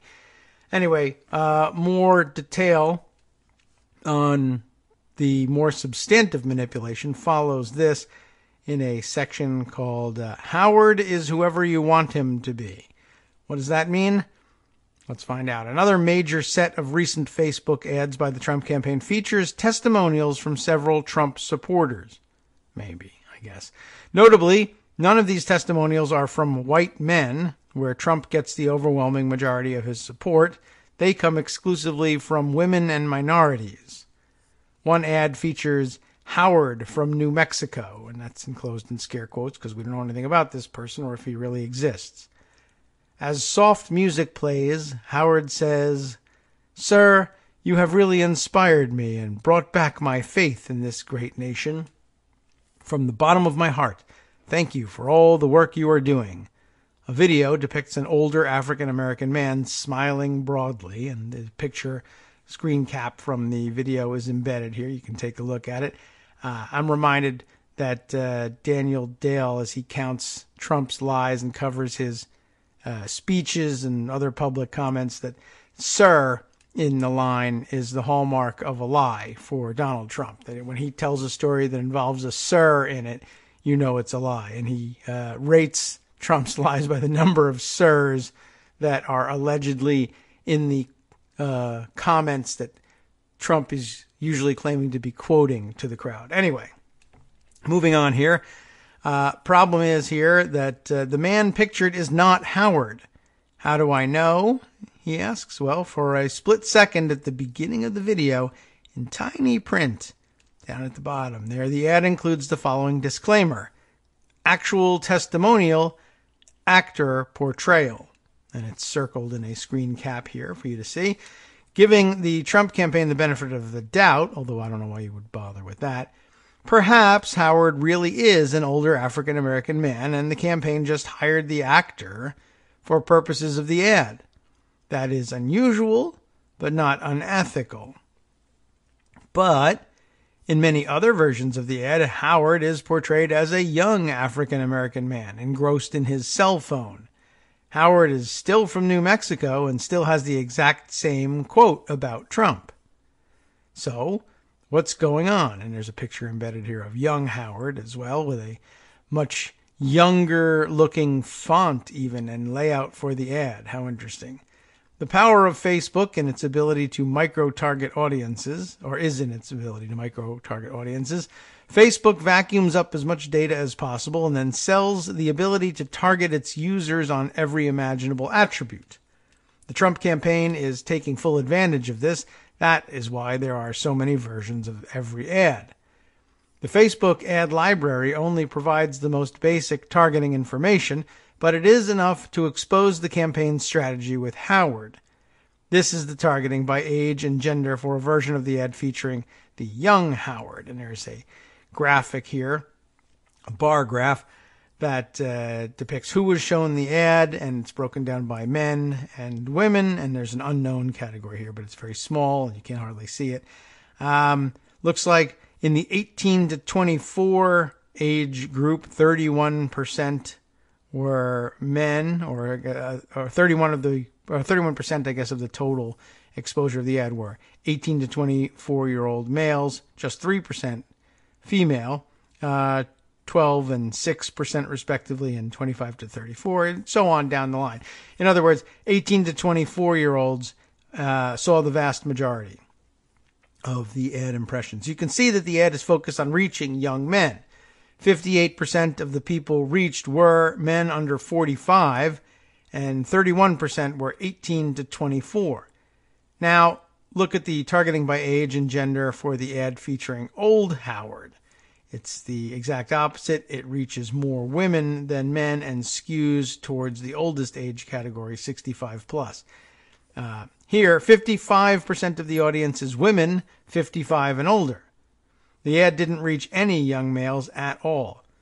It's unclear whether Howard is an African-American male at all, or if he even exists, but we know that Howard is not simultaneously a senior citizen and a young man. The Trump campaign is dishonestly giving Howard multiple personas to exploit Facebook's micro-targeting ability.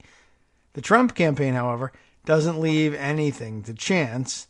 There's also a middle-aged Howard, and the layout here displays exactly the same quote, still Howard from New Mexico, still African-American, but a middle-aged man.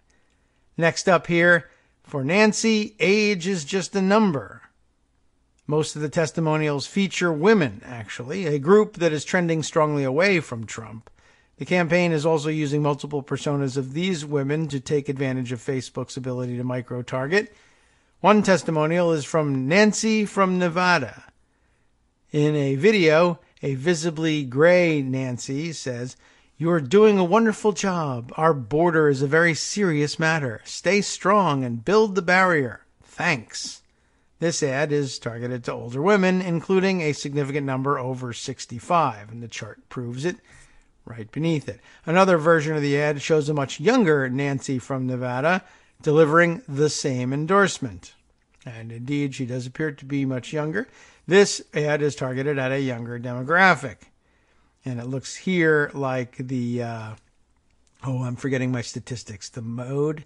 I don't remember. Anyway, the vast majority here are women 45 to 54. And I guess if you take 45 and up, it accounts for 20, 32, 37% of the ad targeting. Now, other kinds of dishonest ads are running as well. Trump is also running other kinds of more traditionally misleading political ads. For example, one recent ad includes the following message from Trump, supposedly anyway. "Please take the official Secure the Border survey in the next 3 hours," and that's all caps, "to make sure I am able to review your answers," all caps, "immediately." But the ad has been running continuously for a week. So I can't believe that the 3 hours thing means anything. Now, if you actually fill out the survey, it then says your answers will be sent to Trump if you donate to his campaign within 5 minutes. So it shows up in your mailbox with a formatting, or in your Facebook with a formatting that makes it look like it's from Donald Trump. And so when you finish the thing up, you get this little thing that says certified. It says up at the top, from the certified website of President Donald J. Trump. Survey response confirmed. Thank you for your input on immigration. Now take the next step. Democrats will continue to obstruct and make up nasty lies about President Trump. We need the resources to, all caps, fight back. Please contribute in the next 5 minutes, and we will send your name directly to President Trump. And then there's a little countdown thing, and underneath that are the buttons to press. $35, $50, $100, $250, $500, $1,000, $2,700, and another button, which is not red at all. All the rest of them are red, and there's a blue highlighting on the $100, so the other is just sort of blank. But okay. Spoiler, by the way, no matter what, Trump is not going to review your message. But Facebook allows the Trump campaign to target people who think he will. Facebook's ad policy prohibits ads that, quote, contain deceptive, false, or misleading content, including deceptive claims, offers, or methods, but it is unclear how or if this rule is enforced. Where is this all headed is the next section here. It's concerning that the Trump campaign is actively using Facebook to mislead and manipulate voters. Prior to the 2016 election, things were even uglier, according to a contemporaneous report in Bloomberg. And here, quoting that report, "We have 3 major voter suppression operations underway," says a senior Trump campaign official, out loud to somebody.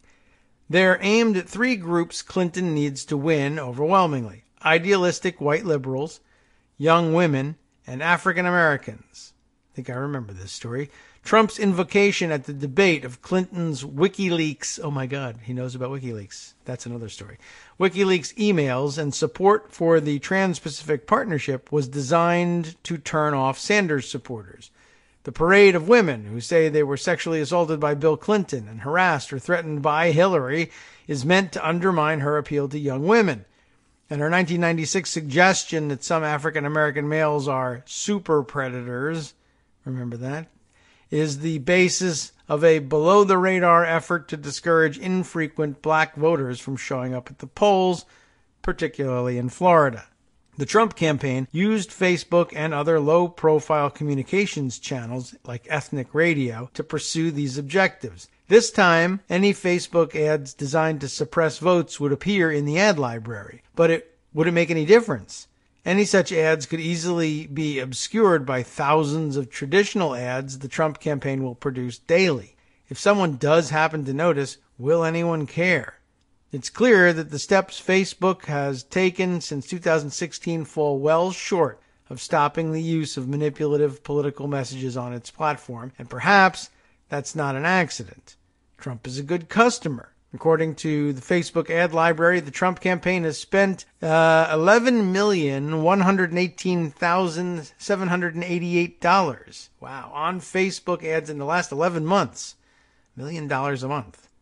Spending that is sure to increase dramatically over the next 2 years. And that's actually the end of the article. I finished up a little earlier than I thought.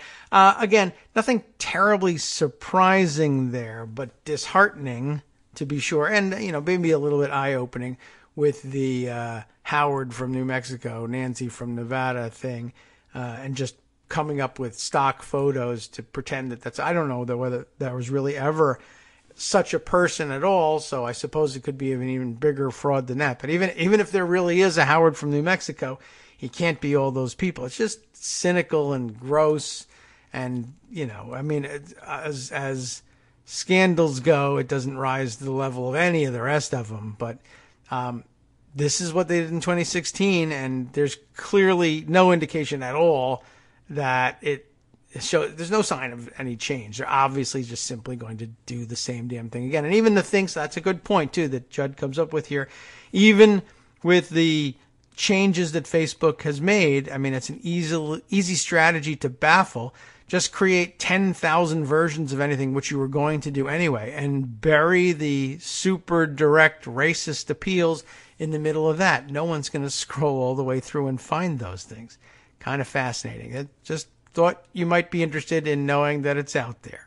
Okay, so there still is a little bit of time left, and so let's see if I can squeeze in 1 or 2 more things. Just to return to the question of Rule 6E. Can you believe there's more about Rule 6E to deal with? Barbara McQuaid wrote this piece a few days earlier than the other pieces I had read earlier in the show over at Just Security, but I just want to read bits and pieces of it. She goes over a lot of the material that we learned about along the way reading the other 3 articles, i.e. that there are redactions that you might have to make because it's grand jury material. There are some exceptions to that.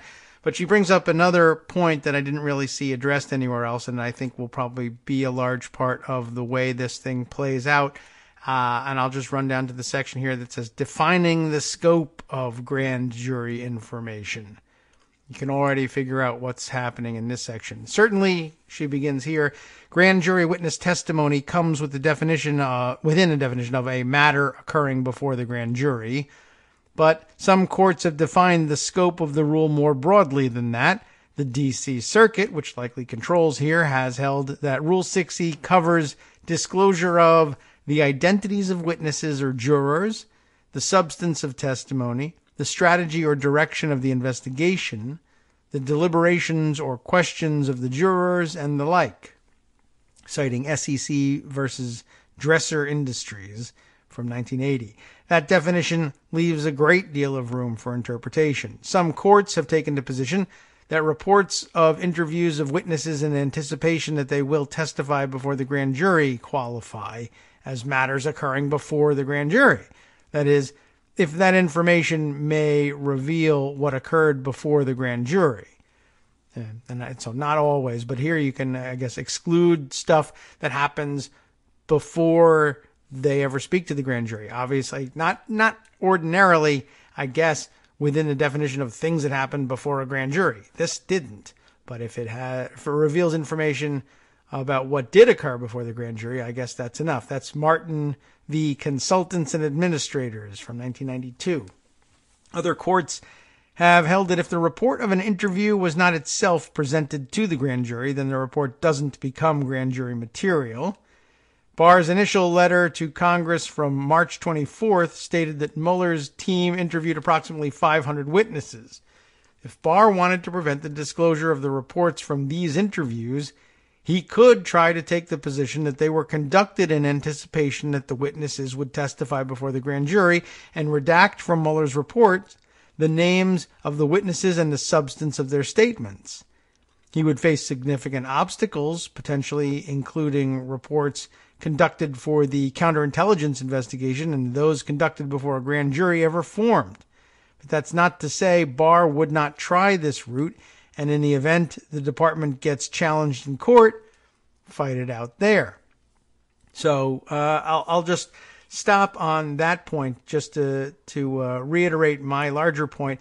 I think that they'll basically try anything that will take up time. I think it's possible that he might have a very, very overbroad view of what constitutes grand jury material and just claim anything that he doesn't want in the report is grand jury material, and they'll object and they'll be right, but they'll have to fight it out. They might have to fight it out in court. They might have to subpoena him. They might do all those sorts of things.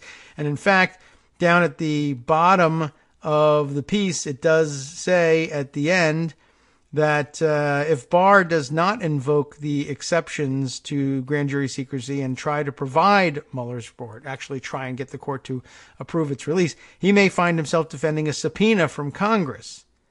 Instead, he could score political points for the administration by agreeing to an outcome that is inevitable anyway. Well, I missed the transition to all of that, but I guess the larger point here is he could find himself facing a subpoena. Of course, we know what can happen with that, and it might not happen the way we've predicted here, but we have the beginnings of some evidence to the contrary that I think I can squeeze in before we close out for the day. So what I've got for you here, I'll just summarize real quickly, comes from The Hill. DOJ officials' testimony delayed amid battle with oversight Dems. Obviously, more than anticipated here. A Department of Justice official's deposition was delayed on Thursday amid questions over whether he would comply with a congressional subpoena to testify on the Trump administration's decision to add a citizenship question to the 2020 census. You know the background of that story. It is Deputy Assistant Attorney General John Gore, who was up for deposition in front of the committee here, and I guess there's, as I said, some question as to whether or not he will comply with the subpoena, which I think we all probably predicted would eventually be the case. The committee served Gore, who works in the DOJ's Civil Rights Division, with a subpoena last week to testify about the citizenship question, but the department told the committee in a letter sent Tuesday that Gore would not comply with the order unless he was allowed to have a DOJ attorney with him. Apparently, committee rules state that any witness giving a deposition may have a personal attorney with them, but cannot have counsel from an agency under investigation, as the Justice Department is in this case. But DOJ argues that Gore was previously allowed to testify before the committee with a department attorney, and so they don't see why he shouldn't be able to do it again. The committee says otherwise. I don't know whether they agree that he, to what the DOJ's interpretation of the last appearance was. But it comes down to this. If he ultimately doesn't comply with the subpoena, the committee could vote to hold him in contempt, triggering a battle between the DOJ and Democratic lawmakers. But you all know where that goes. This is the DOJ itself that they're talking about, and the DOJ itself would be responsible for prosecuting that referral for contempt charges. Do we think they're going to do it? I don't. Of course, this is just foreshadowing. Sometimes these things work out in the end, but I don't know about this time. From Daily Kos Radio on networksradio.com. You have been listening to the Kagro in the Morning Show with David Waldman. Well, that's about it for today. Obviously, we're going to wrap things up. Thanks for listening to us here pre-recorded on Friday. We're on travel, but we'll be back, of course, live next week, and I guess we'll have to work out a new schedule with Greg Dworkin. Figure that out next. Stay tuned, though, for Justice Putnam and the West Coast Cookbook and Speakeasy next.